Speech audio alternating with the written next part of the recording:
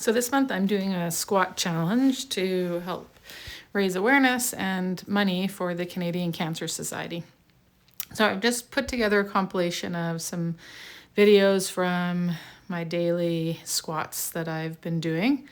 And I just want to talk through kind of what my focus is. As it's turned out, I've kind of organically set about doing these kind of all at once during my day. I thought I was going to spread them out in groups of 10 or 20, but it's turned out I kind of do them all at once, varying in time.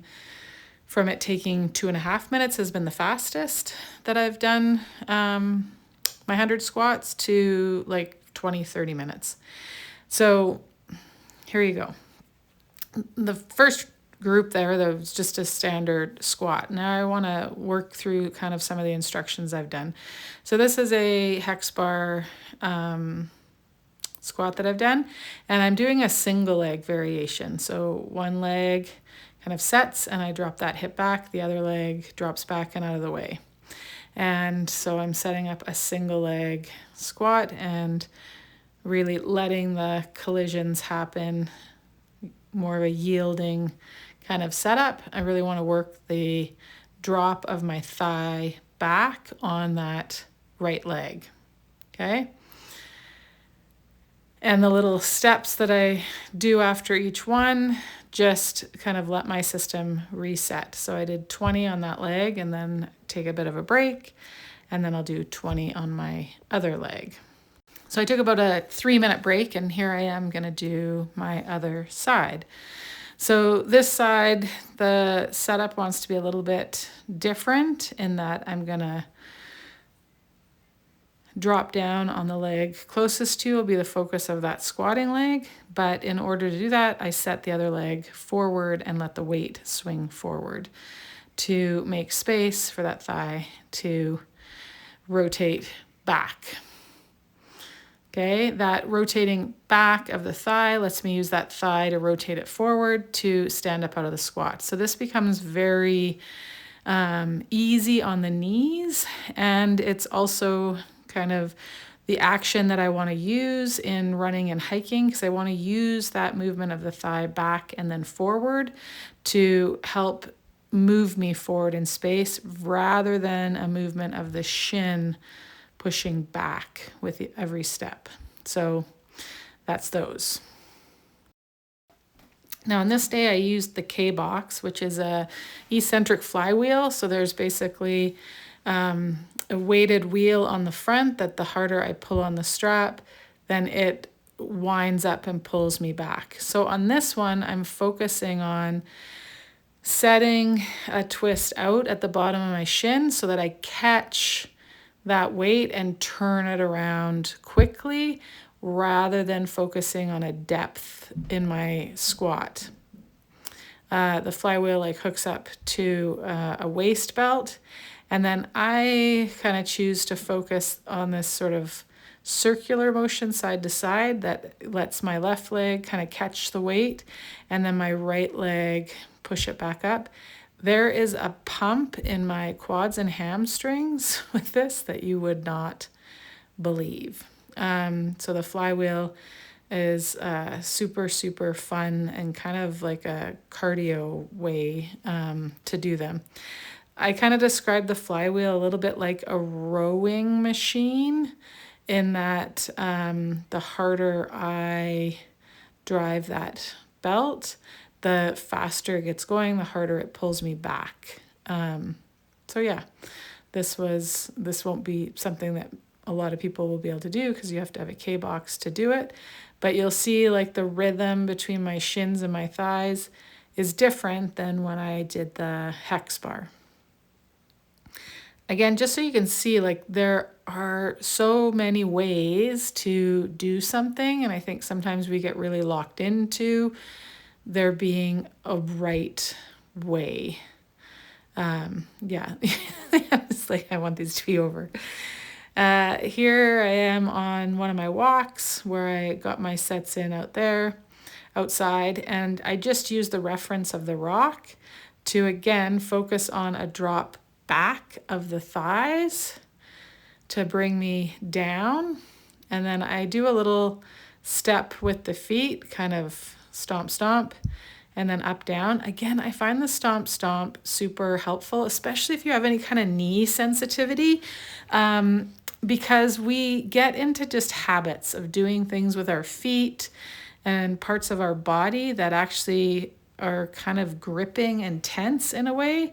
And I just find the little stomp, stomp gets me out of any of those type of patterns, and then I can focus on, like I did with that set, where I really want to work the thigh being able to drop back in space to lower me into a squat versus it being more of a shin moving forward to lower me down in a squat. Our hips have much more range of motion than our ankles do. And so I want to really get this, hip dominant squat versus a ankle knee dominant squat. Then on this one, I had the block on the one side. And so I just worked a set that has me get a leg out of the way, stepping back. That again works that thigh dropping back. And then it's the coming forward of the other leg that also helps pitch that thigh back up to bring me back up to standing.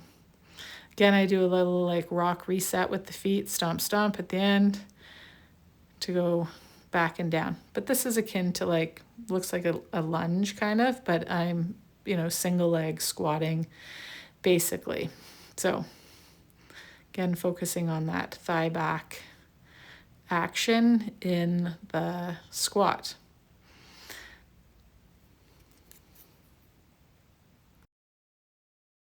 Okay, now this is, I don't know why the angle of the camera has like the plate look like it's like that, but it's straight like the other one. So this is an example of a sumo squat. The bar is 75 pounds. The bar is 25, and then I've got two 25-pound plates on it. And this is where we take the legs wider. I like to have a sense of spinning my heels in. I feel it gives me more space in the hips. And then the bar just drops straight down the shins, drive through the heel to come up in those sumo squats.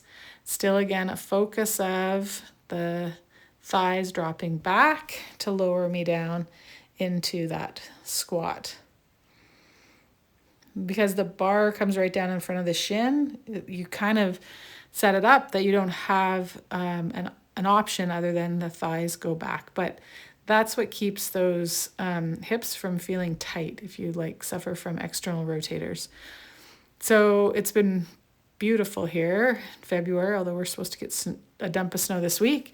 And so just at a park, I've got some wearables on, which I'll introduce at the member meetup here in February. But I just used kind of the target of that ring on the pole to reach up to as I drop the thighs back. Again, you'll notice the textbook or my signature kind of stomp, stomp with the feet so that I get a reset. I don't grip or tense anywhere unnecessarily. Squat should be really easy on the way down. I see people really using way too much effort often on the drop down. Your squat, you should know how to kind of fold things up, and gravity's on your side. So just let gravity do that work and then do the work to get yourself back up rather than trying to control the descent. That's where I think a lot of us get into trouble, is this parasitic extraneous tension when we just simply need to know how to set up the fall or the fold, if you will.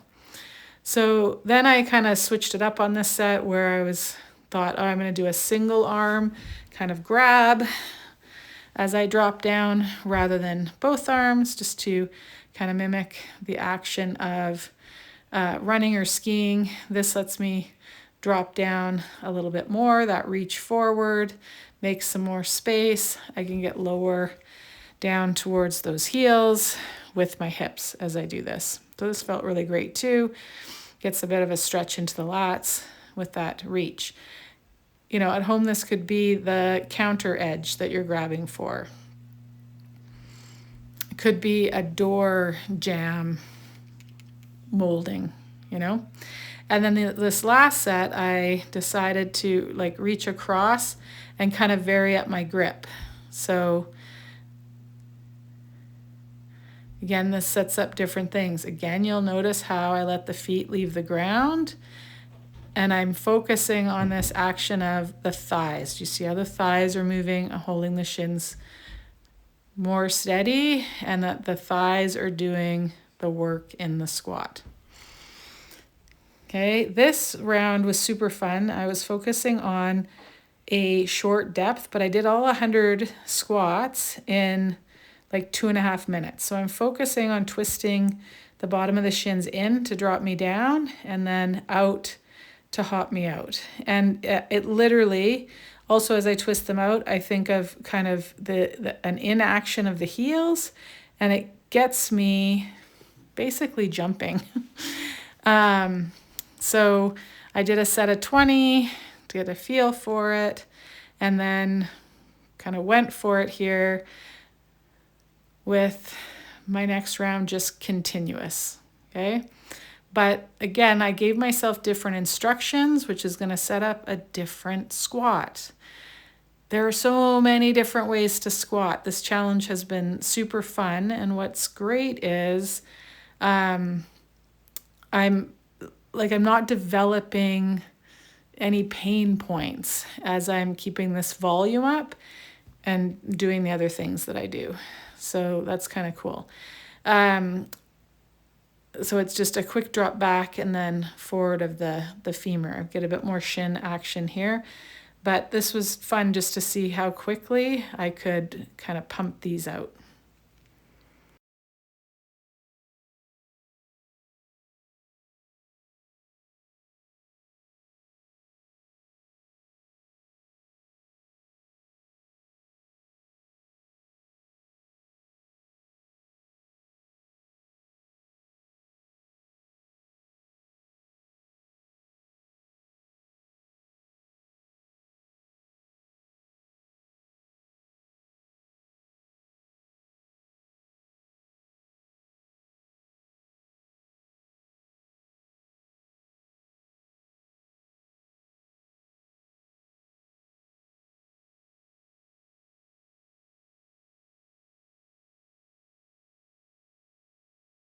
Okay, last but least, I'm back at the park on the weekend, and I thought, okay, I'm going to do this last 20 squats and use these bars as a reference point to duck under and travel under. So it's kind of a traveling squat. I'm doing the higher bar, and then I think to myself, oh, I wonder if I can get under that lower bar. I haven't done that since about October, and took me a few times to kind of land and figure out the instructions I needed to give myself in order for this folding up, traveling under the bar, getting up on the other side to work. So you'll see these first few reps that I'm kind of figuring out the instructions, which ultimately have me on that trail leg here, really twist in that ankle to drop me down. And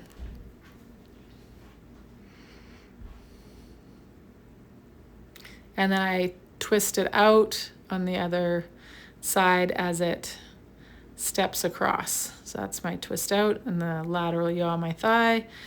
I twist in.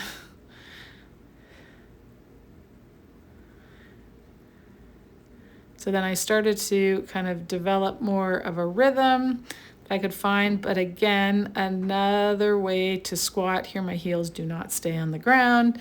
They come up when they need to come up. But just another way that we can squat. When you get produce out of the vegetable crisper, in the fridge, if you've got an old style one, you're going to squat down to get it. To look in the medicine cabinet in your bathroom, you're going to squat down to get you know, to go tie your shoes, you might squat down or you might bend over at the waist. But all in all, just to say, there are so many ways that we can squat. And I think we limit ourselves when we get really locked into kind of there's only one way. So hopefully there's a variation here that inspires you to kind of try something. If you want more details on kind of the instructions that I give myself or what I'm doing, when I'm doing it, how I'm doing it, just reach out and ask. I'd love to have that conversation. And then, of course, yesterday I did my squats on the ski hill. So every turn, and it was quite icy and conditions like weren't great. You'll see the snow is like really sparse here. But what I'm noticing is this work with the squats is I'm holding an edge. You can see at the bottom of my turn, those little rooster tails, much better than I would have in previous years where it would have been more of the rear of the ski would have just swooshed out. It would have been a turning of the hip.